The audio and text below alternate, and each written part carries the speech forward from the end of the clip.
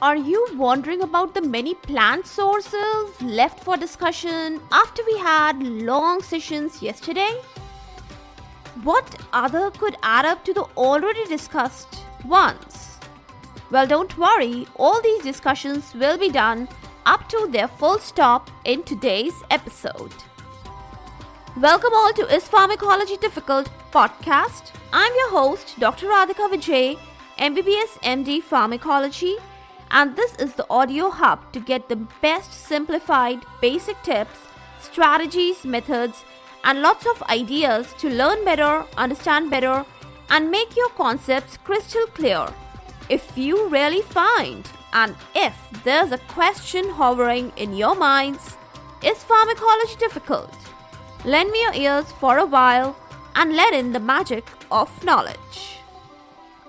Today's talk is committed with this mood to cover up all the left vegetable plant sources of drugs still untouched. Well, I am really committed to do that, though if I'm not able to, that's okay. To break the ice, let's have a word about the resins.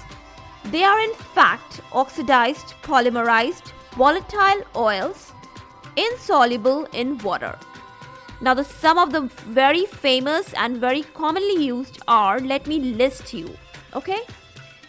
The first one is the gum resins, and the very famous and very nice example to give here for this particular gum resins is asafoetida. It finds use as a carminative and antispasmodic. The second one I want to talk about here is the balsams. Now, benzoin is a very good example. Benzoin consists of resin plus volatile oil. It is used as an inhalant in common cold. It is used internally as an expectorant.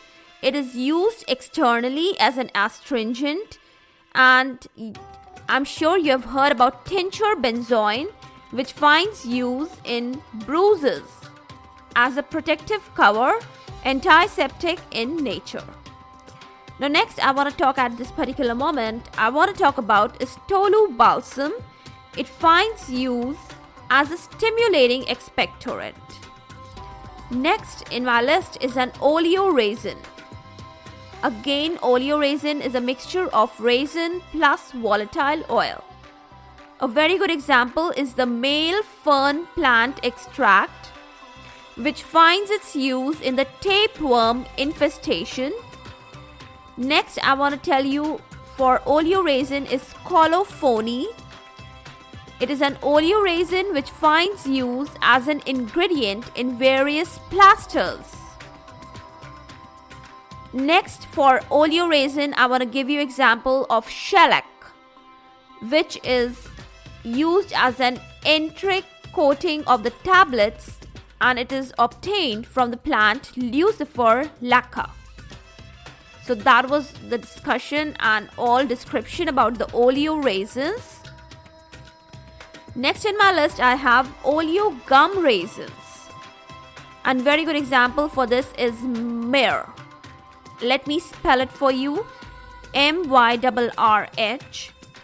Whatever you want to call it. I think the best pronunciation is myrrh. It is used in mouthwashes due to local stimulant and antiseptic properties.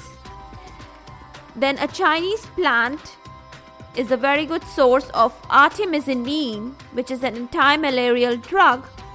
And chemically, artemisinin is nothing but a sesquiterpene endoperoxide. So that is another example of this particular class. Now let's have a word about tannins. We've talked about resins. The next is the tannins. That is another substance from the plant source. Okay? Tannins are nothing but phenolic compounds soluble in water obtained from plants without nitrogen in their chemical structure. Let's talk about their properties. The basic property is of astringent action. The famous plants or herbs to contain the tannins. Now let me list you them. I can list here as amla, ashoka bark, hirda. Hirda is something that finds a very good use in the combination termed as trifla. I know you have heard about trifla powder. So one of the components is hirda, Hirda. Then we have behara, Behera. They have their special pronunciations in Hindi language, and really because I'm spelling them, so I'm sure you're getting the term right. Then I have black catechu, etc. Now you might be knowing few uses if you have heard these names. Their common indications are for the use in the diarrhea and burns. Now some pharmacologically important forms of the tannins I want to talk about is the tincture catechu and tincture rhubarb. RHUBARB, tincture rhubarb. Now lastly for today, let's have a very good word about the gums. We have talked about resins, we have talked about tannins. Last for the day is the gums. See, I was committed to complete my plant or vegetable sources of drugs, and I did it. Now gums. They are colloidal exudates, secretory products of plants. If hydrolyzed, they can make simplified sugary polysachharides. Now pharmacologically, they are inert, okay?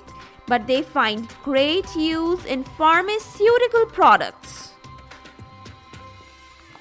as suspending and emulsifying agents. Yes, that's the best use, and that's one of the best uses of gums. They dissolve or they swell or they form adhesive mucilage in water. That's how they act and they behave. The very good example at this particular point I want to give you, which you might be knowing, quite famous one, gum tragacanth, gum acacia. These are really pharmacologically very important suspending and emulsifying agents. Now another one-line description I want to give you before I turn down the curtains for this episode is for the glycerine. A viscous sweet liquid finds use as a carrier or vehicle for gum or throat pain. That was quite nice, short and crispy. That's all, dear folks. No more talks left to be spoken or heard. I seal my dialogue here and now and here only. Sources of drugs are not yet over. Don't think so like that. There's much in this particular Pandora's box. There's much in the store left, yet to be known and discovered. Just have patience and wait for the next session to begin. For all the updates and latest episodes of my podcast, please visit www.ispharmacologydifficult.com, where you can also sign up for a free monthly e-newsletter of mine. It actually contains a lot of updates about the medical sciences, drug information, and my podcast updates also. You can follow me on different social media handles like Twitter, Insta, Facebook, and LinkedIn. They all are with the same name, Is Pharmacology Difficult? If you are listening for the first time, do follow me here, whatever platform you are consuming this episode. Stay tuned. Do rate and review on iTunes, Apple Podcasts. Stay safe, stay happy, stay enlightened. Thank you.